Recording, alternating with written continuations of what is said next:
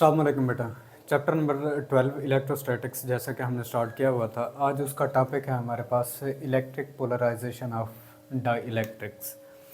हमने एक कैपेसिटर के केस के अंदर एक चीज़ डिस्कस की थी कि जब भी कैपेसिटर के प्लेट्स के दरमियान में किसी एक डाई इलेक्ट्रिक को प्लेस किया जाता है तो कैपेसिटेंस बढ़ जाती है, इंक्रीज़ हो जाती है। उसके पीछे हमने तीन रीज़न्स को देखा था, तीन अंदाज देखे थे हमने कि किस तरह से वो कैपेसिटेंस इंक्रीज़ कर जाती है, उसके पीछे रीज़न बेटा क्या होती है।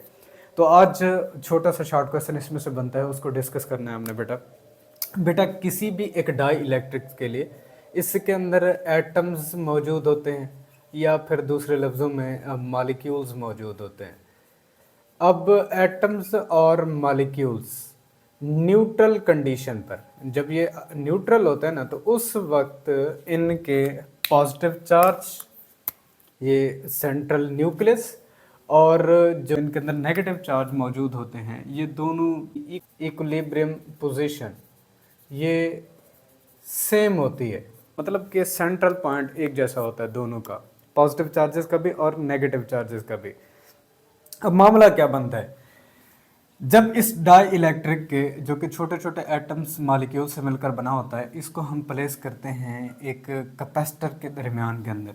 हेयर इस बेटा एक कैपेसिटर जिसकी एक प्लेट के ऊपर इंटीरियरी तौर पर ऐसे पॉजिटिव चार्ज स्प्रेड आउट है और दूसरी प्लेट के ऊपर इंटीरियर में नेगेटिव चार्ज स्प्रेड होते हैं।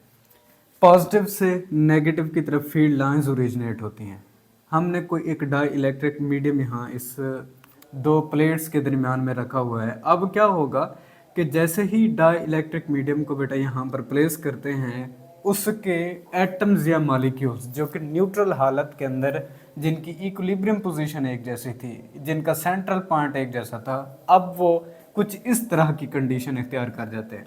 किस तरह की कि इनके पॉजिटिव चार्जेस और नेगेटिव चार्जेस की इक्विलिब्रियम पोजीशन एक जैसी नहीं रहती, इनका सेंट्रल पॉइंट एक जैसा नहीं रहता, ये हल्के हल्के थोड़े थोड़े डिस्प्लेस हो जाते हैं। मतलब कि एक एटम के नेगेटिव चार्जेस वो पॉजिटिव प्लेट की तरफ थोड़े से डिस्प्लेस हो जाते हैं और उसके जो पॉजिटिव चार्जेस होते हैं वो नेगेटिव प्लेट की तरफ डिस्प्लेस हो जाते हैं। इनकी इक्विलिब्रियम पोजीशन में फ़र्क आ जाता है, थोड़ा सा डिस्टेंस आ जाता है, सेपरेशन आ जाती है। अब डाई इलेक्ट्रिक के अंदर मौजूद सारे एटम्स इलेक्ट्रिक डाइपोल बनते चले जाते हैं। मुखालिफ चार्जेस जिनको एक थोड़े से फासले के ऊपर रखा गया हो मिलके डाइपोल बनाते हैं, ये हम ऑलरेडी लेक्चर डिस्कस कर चुके हैं। अब तमाम एटम्स मॉलिक्यूल्स डाइपोल बनते चले जाएंगे। किस तरह से कि नेगेटिव चार्ज पोर्शन इन तमाम तर एटम और मॉलिक्यूल्स का वो पॉजिटिव प्लेट की तरफ डिस्प्लेस हो जाएगा और तमाम तर एटम्स या मॉलिक्यूल्स का जो पॉजिटिव पोर्शन चार्ज का है वो negative plate of the capacitor की तरफ डिस्प्लेस हो जाते हैं। अब यहाँ पर देखें, जैसे ही ये कन्फिग्रेशन बनती है उस वक्त इंटीरियर तौर पर ये जो सरफेस चार्ज डेंसिटी थी, ये सरफेस चार्ज डेंसिटी बेटा मीडियम के हाल करने से डिक्रीज़ होती है। अगर ये डिक्रीज़ हो जाए तो इसके डिक्रीज़ हो जाने की वजह से बेटा पोटेंशियल डिक्रीज़ होता है। पोटेंशियल यानी कि दो प्लेट्स के दरमियान में पोटेंशियल डिफरेंस जो है उसकी वैल्यू डिक्रीज़ कर जाती है।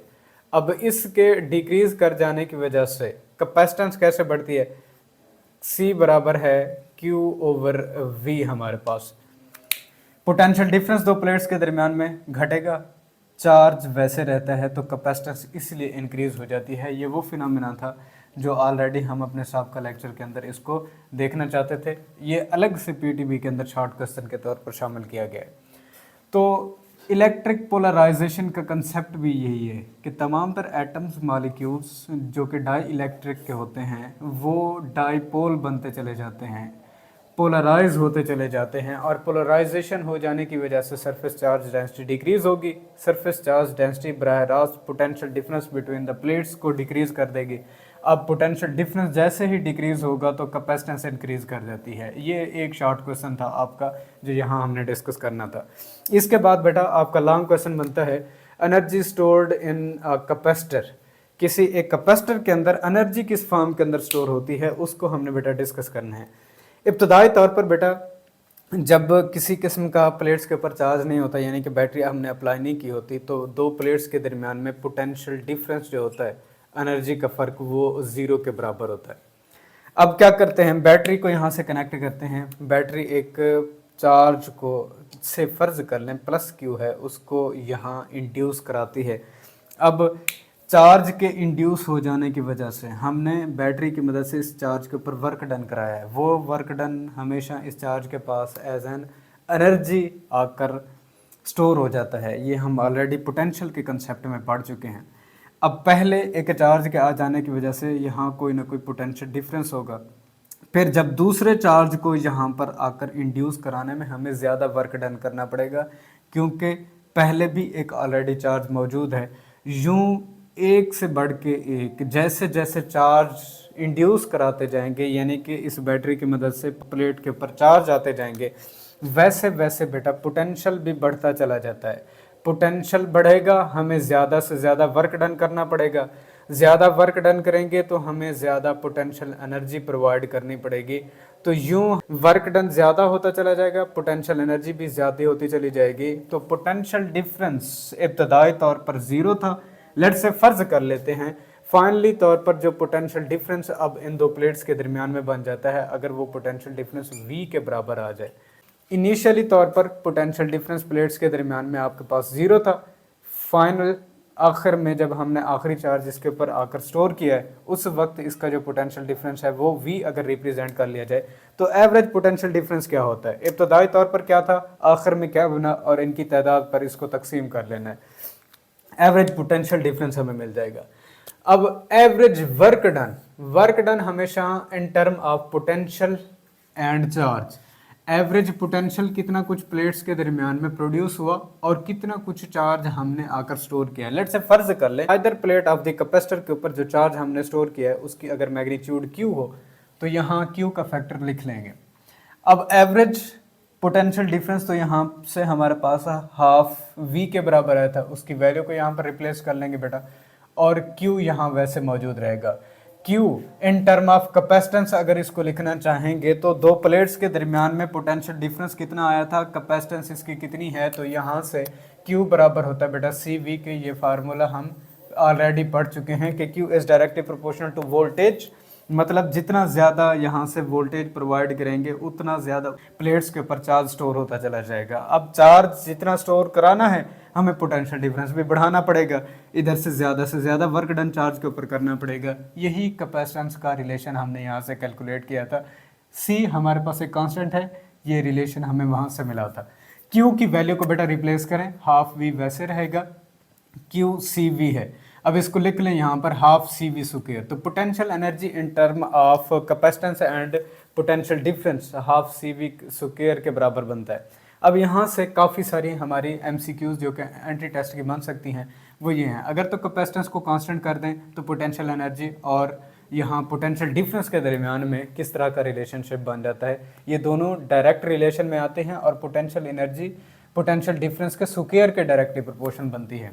तो वो सारे क्वेश्चंस जो मैंने आपको सिखाए हैं कि एक को बढ़ा दें दूसरी के ऊपर क्या इफेक्ट पड़ेगा, एक को कम कर दें तो दूसरी के ऊपर क्या इफेक्ट पड़ेगा, अगर एक में रेशोज़ बता दी जाएँ तो दूसरे की रेशो क्या होंगी, अगर आपको दो गिवन यानी कि दो पोटेंशियल डिफरेंस की वैल्यूज़ बता दी जाए, एक एनर्जी की वैल्यू बता दी जाए तो दूसरी एनर्जी की वैल्यू क्या होगी, वो सारे फार्मलिज्म आप वो सारी MCQs यहाँ से बेटा इजीली कैलकुलेट कर सकते हैं। फिर इनके ग्राफ किस तरह के होंगे, ग्राफ की शक्ल किस तरह की होगी, नाम क्या देंगे, वो सारे क्वेश्चंस बेटा आप यहाँ से सॉल्व कर सकते हैं। फिर आप पोटेंशियल डिफरेंस को बेटा कांस्टेंट कर लें, पोटेंशियल डिफरेंस कांस्टेंट है तो पोटेंशियल एनर्जी और कैपेसिटेंस के दरमियान में किस तरह का रिलेशनशिप बनेगा, ये सारे क्वेश्चंस इनके लिए भी आप सॉल्व कर सकते हैं।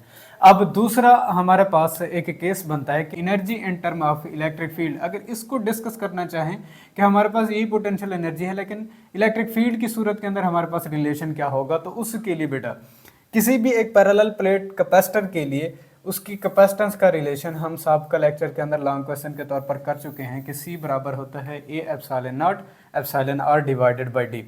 जबकि दो प्लेट्स के दरमियान में पोटेंशियल डिफरेंस क्या कुछ होता है, V बराबर है ED, ये भी रिलेशन हमने देखा था। अब कैपेसिटेंस भी हमें मिल गई पैरेलल प्लेट कैपेसिटर के लिए, और दो प्लेट्स जिनके ऊपर अपोजिट चार्ज स्प्रेड किया गया हो और इनके दरमियान में जो पोटेंशियल डिफरेंस होता है in term of electric field and the separation between the plates. D बेटा यहाँ पर क्या है, डी यहाँ पर बेटा सेपरेशन बिटवीन द प्लेट्स है। एनर्जी पोटेंशियल हमारे पास थी बराबर होगा हाफ, बेटा वैसे लिखेंगे, सी की वैल्यू को रिप्लेस कर देना है और इधर से हमारे पास पोटेंशियल की वैल्यू ई डी और उसका स्क्वायर हमने बेटा कर लेना है।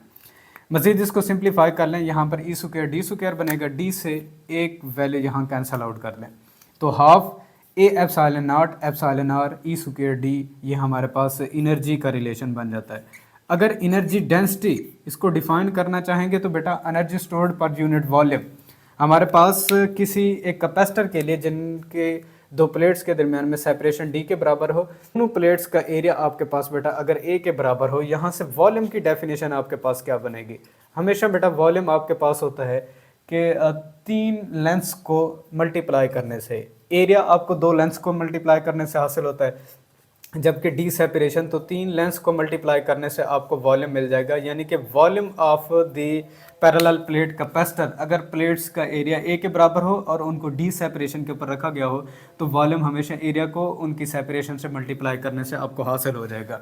Energy density 1/2 A D epsilon naught epsilon R E square, ये ऑलरेडी हमने एनर्जी का रिलेशन देखा था, जबकि वॉल्यूम के लिए ए डी को ए डी से कैंसिल आउट कर लेंगे तो एनर्जी डेंसिटी बेटा हमारे पास बराबर होगी half epsilon naught epsilon R E square. ये वो रिलेशन है जो हमें बता रहा है कि किसी भी पैरेलल प्लेट कैपेसिटर में हमेशा इन दोनों प्लेट्स के दरमियान में जो एनर्जी है वो in term of electric field इस तरह से स्टोर होती है। जैसे ही एक डाई इलेक्ट्रिक मीडियम यहाँ पर आकर प्लेस आउट करते हैं, सरफेस चार्ज डेंसिटी डिक्रीज करती है।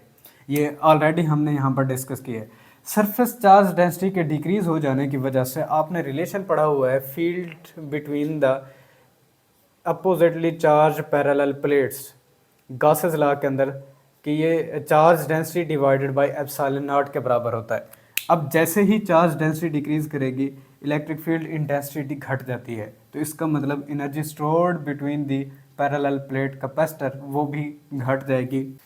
तो यही एमसीक्यूज आपकी बनती है। In the absence of dielectric energy stored between the plates of capacitor is increase. अगर आप दो प्लेट्स के मिडल में किसी किस्म का कोई डाई इलेक्ट्रिक नहीं रखेंगे, यानी कि कोई मीडियम आकर प्लेस नहीं करेंगे, उस वक्त ये एनर्जी स्टोर सबसे ज़्यादा रहती है, बढ़ जाती है। अगर तो आप डाई इलेक्ट्रिक मीडियम आकर प्लेस करते हैं तो ये एनर्जी घट जाएगी। क्यों? क्योंकि इलेक्ट्रिक फील्ड इंटेंसिटी कम हो जाती है। तो ये था बेटा हमारा लॉन्ग क्वेश्चन, आसान है, इतना ज़्यादा मुश्किल नहीं है, और छोटा सा इसके अंदर कंसेप्ट था हमारे पास इलेक्ट्रिक पोलराइजेशन का कि कैसे कैपेसिटेंस इंक्रीज कर जाती है। अब दोनों एमसीक्यूज बेटा आपने जहन में रखनी है।